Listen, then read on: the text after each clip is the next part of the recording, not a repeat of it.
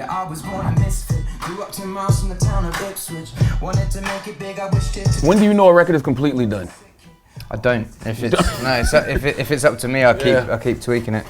It's weird, like the musical side of it. If it sounds good, it's done. Mm-hmm. Like for me, like even if a guitar's like slightly out of tune or like the vocals are a bit rough, like if it sounds good, it's done. But when it comes to mixing, it's just, I don't know, you have to listen to it on so many different speakers. So we've got like 2 different speakers here, and then I'll usually do a mix on like just regular headphones. I want it to be good on so many different things. Like it could sound amazing in here and you take it in the car and it's all kind of, so yeah, that's when you don't know it's done. But usually the deadline comes and then someone takes it and it comes out. I feel like that record is like a childhood dream of yours, like the pub in New York.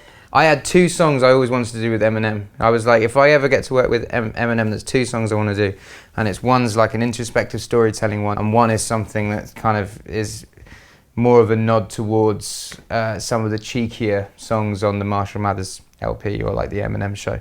And I was like, when I work with him, because in my mind I was like, it's always going to happen. I've just got to wait. I'll do those 2 songs, and one led to the other. So I did the River song with him for the Revival record, and then through that got to know him.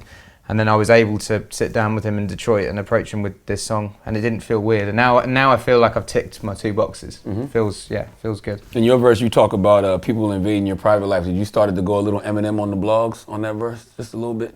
It was actually before me and Cherry got married, and I knew that we'd be married by the point that the song came out. Mm-hmm. So I said, watch how the lyrics might get twisted. My wife wears red but looks better without the lipstick.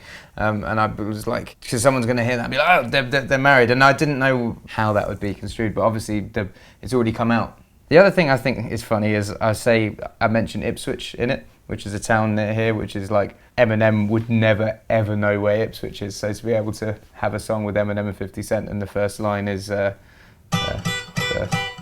Yeah, I was born a misfit. Grew up 10 miles from the town of Ipswich.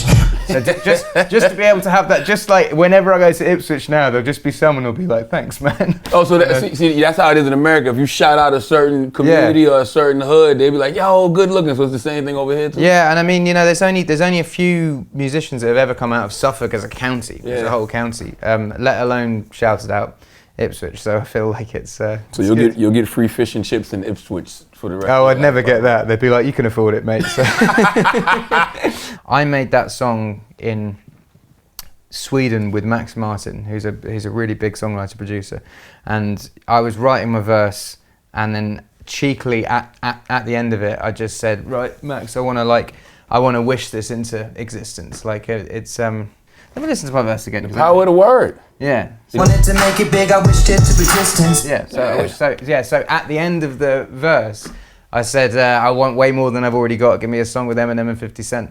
And I said to Max, I was like, I'm going to London tomorrow to go and guest with Eminem. So I'll ask him about the tune then and see if he can get 50 Cent on it.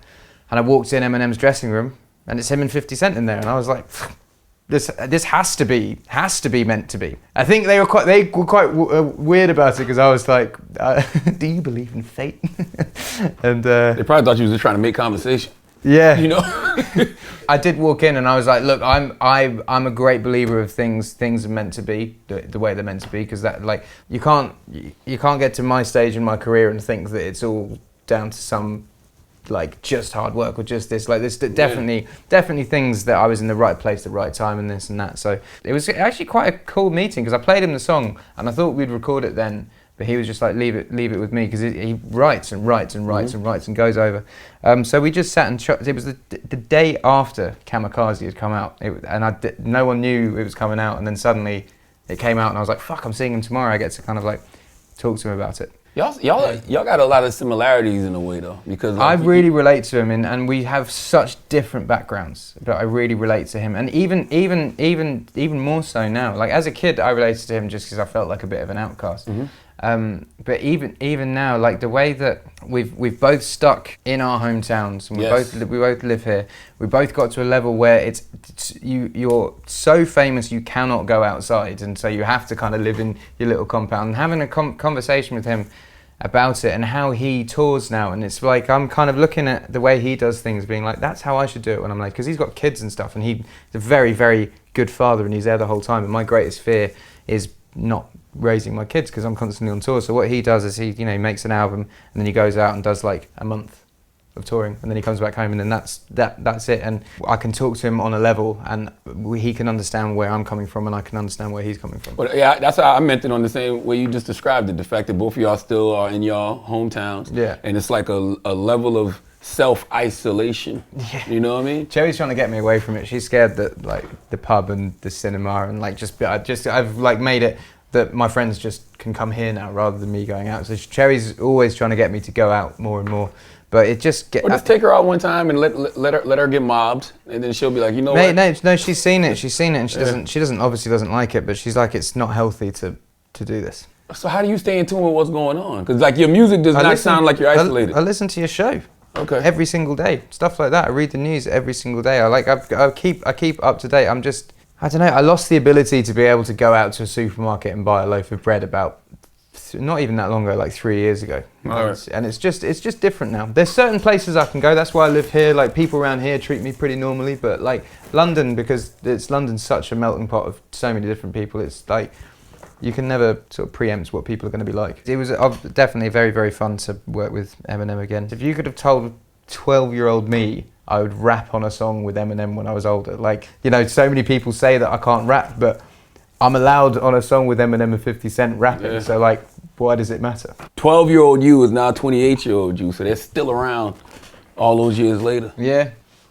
I've played it to people of my generation who, like, Shady Records was just us when we were like 14. We were just obsessed with it. So playing that to like my best friends now, are all excited about it, but there'll be people from your generation that are excited about it, and there are people from a completely different generation who maybe they're not really that aware of it, but maybe they've heard Shape of You and like Shape of You that will listen to this project. It has a different impact on somebody that's at my age though, because I'm thinking, damn, 50 and M are such an underrated combination, because you start thinking about like Patiently Waiting, and you know what I mean, all those songs that they've done together, and you're like, okay, I like hearing that was together. why I really, really wanted to get the two of them. Yeah. Like I could have just done that with them, but it was like, I mean, the hook that I wrote is so 50 Cent. It's the call of the day. It just had to be that. The only thing that song's missing is Dr. Dre drums. But I know.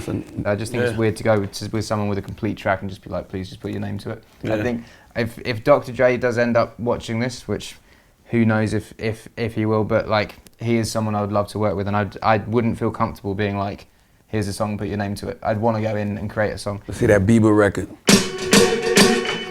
I love this tune. Yeah.